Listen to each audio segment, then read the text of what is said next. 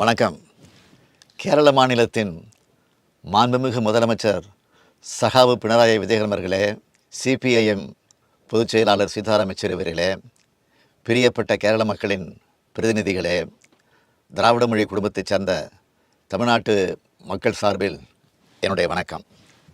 இந்த போராட்டத்தில் பங்கெடுக்க சகாவு பினராயி விஜயன் அவர்கள் எனக்கு அழைப்பு விடுத்திருந்தார். நான் முதலீடுகளை ஈர்க்கிறதுக்காக ஸ்பெயின் நாட்டுக்கு பயணம் மேற்கொண்டு நேற்று தான் தாயகம் திரும்பினேன். அதன் காரணமாக என்னால் இந்த போராட்டத்தில் பங்கெடுக்க முடியல. எங்களோட கட்சி சார்பாக மாண்புமிகு அமைச்சர் பிடிஆர் பழனிவேல் தியாகராஜன் மற்றும் எம்பிக்களை அனுப்பினேன். கேரளத்திலிருந்து மக்கள் பணியாற்ற வேண்டிய உங்களை டெல்லிக்கு வந்து போராட்டம் நடத்த வச்ச மிக மோசமான அரசியல் சூழலை நினச்சி வருத்தப்படுறேன். நேற்று கர்நாடக மாநில முதலமைச்சர் மாண்புமிகு சீதாராமையா அவர்களும் டெல்லிக்கு வந்து போராட்டம் நடத்தியிருக்காரு. இன்று திமுகவை சார்ந்த நாடாளுமன்ற உறுப்பினர்களால் போராட்டம் நடத்தப்பட்டுக்கிட்டு இருக்கு. நிதி பகிர்வில் தங்களோட மாநிலத்துக்கு பாரபட்சம் காட்டப்படுறதுக்கு எதிராக எல்லா மாநிலங்களும் போராட்டம் நடத்துகிற சூழலுக்கு தள்ளப்பட்டிருக்கு. இதுக்கு காரணமான ஒன்றிய பாஜக அரசு மக்கள் மன்றத்தில் பதில் சொல்ல வேண்டிய நாள் வெகு தொலைவில் இல்லை. சமூக நீதி காவலர் விபி சிங் அவர்கள் பிரதமராக இருந்தப்போ தமிழ்நாட்டின் முதலமைச்சர் தலைவர் கலைஞர்கிட்ட ஒரு கருத்தை சொன்னார். தமிழ்நாட்டின் கோரிக்கைக்காக நீங்கள் ஒரு முறை கூட டெல்லிக்கு வர தேவையில்லை, அப்படி ஒரு சூழ்நிலையை உருவாக்க மாட்டேன், தமிழ்நாட்டில் இருந்தபடியே சொன்னால் போதும், நிறைவேற்றி தருவேன்னு சொன்னார். மாநிலங்களை மதிக்கிற மாநில மக்களையும் மதிக்கிறவங்களாக முந்தைய பிரதமர்கள் இருந்தாங்க. ஆனால் பிரதமர் மாண்புமிகு நரேந்திர மோடி அவர்கள் மாநிலங்களை முனிசிபாலிட்டிகளை போல நினைக்கிறார். மாநிலங்கள் இருப்பதோ, மாநிலங்களுக்கு முதலமைச்சர்கள் இருப்பதோ அவருக்கு பிடிக்கல. இத்தனைக்கும் குஜராத் மாநில முதலமைச்சராக இருந்து அதன் பிறகு பிரதமரானவர் அவர். ஆனால் பிரதமரானதும் அவர் செஞ்ச முதல் செயல் மாநிலங்களோட உரிமையை பறித்தது தான்.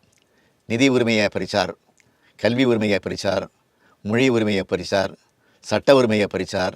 மாநிலங்களின் நிதி உரிமையை பறிக்கிறது ஆக்சிஜனை நிறுத்துறதுக்கு சமம். அதைத்தான் பாஜக அரசு செஞ்சிட்டு வருது. இது ஏதோ எதிர்க்கட்சி ஆளும் மாநிலங்களுக்கு மட்டும் நடக்குதுன்னு பாஜக முதலமைச்சர்கள் நினைக்க வேண்டாம். நாளை உங்கள் மாநிலங்களுக்கும் இதே கதிதான்னு எச்சரிக்கையாக சொல்ல விரும்புகிறேன். பாஜக அரசின் இந்த எதேச்ச அதிகார நடவடிக்கைகளுக்கு எதிராக தமிழ்நாடு அரசு உறுதியோடு போராடி வருது. அதே பாணியில் கேரள முதலமைச்சர் காம்ரேட் பினராயி விஜயன் அவர்களும் போராடி வரார்.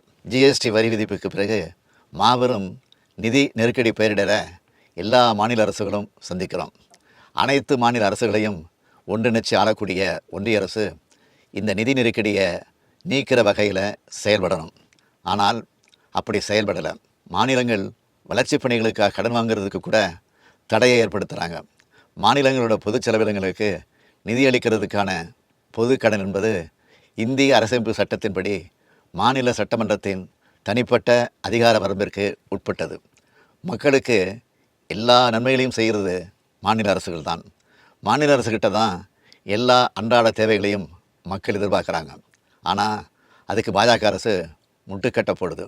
இதை எல்லாரும் ஒன்று சேர்ந்து எதிர்த்தாகணும். இந்தியா கூட்டணி கட்சிகள் நம்மோட ஒற்றுமையின் மூலமாக இந்திய அரசை கைப்பற்றி பாசிச பாஜகவிற்கு முற்றுப்புள்ளி வைப்போம். அனைத்து மாநிலங்களையும் மதிக்கும் சமமாக நடத்தும் கூட்டாட்சி இந்தியாவை உருவாக்குவோம். காம்ரேட் பினராயி விஜயன் அவர்களுக்கும் கேரள அமைச்சர்களுக்கும் வாழ்த்துக்கள். உங்கள் எண்ணம் விரைவில் நிறைவேறும். நன்றி, வணக்கம்.